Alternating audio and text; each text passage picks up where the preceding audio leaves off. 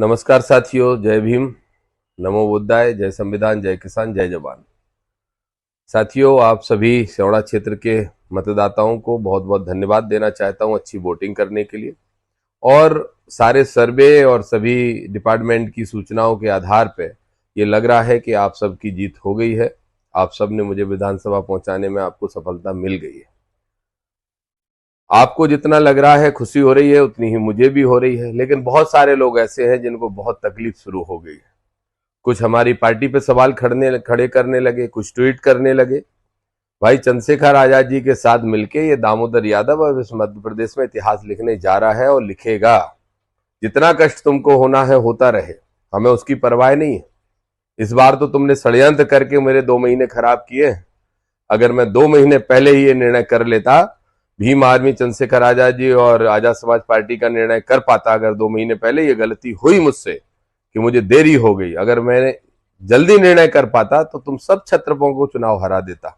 चिंता मत करिए, अभी भी आधे हार रहे हैं, आधे बचे हुए हैं, उनको अगली बार हराने का काम कर लेंगे। तुम्हारी जो जड़ें हैं सामंतशाहियों, उन जड़ों को तो काटना पड़ेगा। इसलिए काटना पड़ेगा कि तभी तो संविधान सुरक्षित रह सकता है। मुझे मालूम है। एक बात और ब्राह्मण साथियों से स्पेशली कहूंगा मैं, क्या हुआ है मुरैना की सीट देवनी पे, नरेंद्र सिंह तोमर जब चुनाव लड़ने आए तो कांग्रेस पार्टी का प्रत्याशी भी तोमर था, वो डमी सिद्ध हो गया। वो खुद ही कहने लगा कि नरेंद्र सिंह को वोट दे दो। मतलब बीजेपी और कांग्रेस भी एक है और जाति के आधार पर लोग भी एक है। बड़ी गजब की बात है। और ब्राह्मण लोगों को लगता है कि वो इस मध्य प्रदेश की राजनीति के मालिक है। क्षमा करो, आप लोग नहीं हो। आपको वोट नहीं डालने दिए गए दिमनी के अंदर। और क्या षड्यंत्र किया गया। इसीलिए मैं आप सबसे कह रहा हूं कि मानवतावादी सोच के जो ब्राह्मण साथी हैं वो हमारा साथ दें। बाबा साहब हो या कांसीराम साहब हो, उनको भी ब्राह्मणों ने, बहुत सारे मानवतावादी साथियों ने साथ दिया है। ना भारतीय जनता पार्टी आपकी है, ना कांग्रेस आपकी है।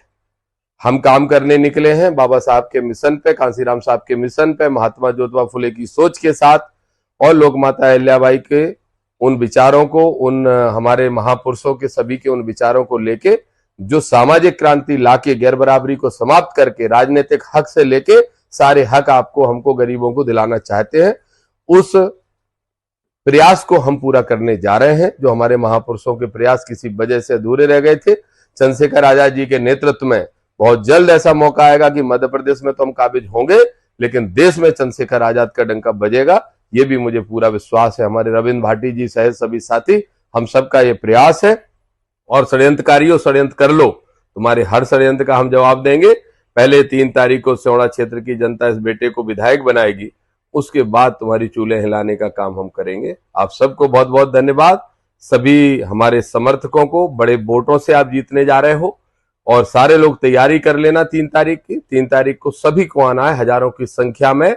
जहां वोटिंग स्थल है वहां पहुंचने का काम करना है। आप सभी को बहुत बहुत धन्यवाद और आप सबको अग्रिम शुभकामनाएं, अग्रिम बधाई कि आपको आपकी मेहनत का फल मिलने जा रहा है और इस प्रदेश की राजनीति की तस्वीर बदलने जा रही है। जय भीम, जय भारत, जय संविधान।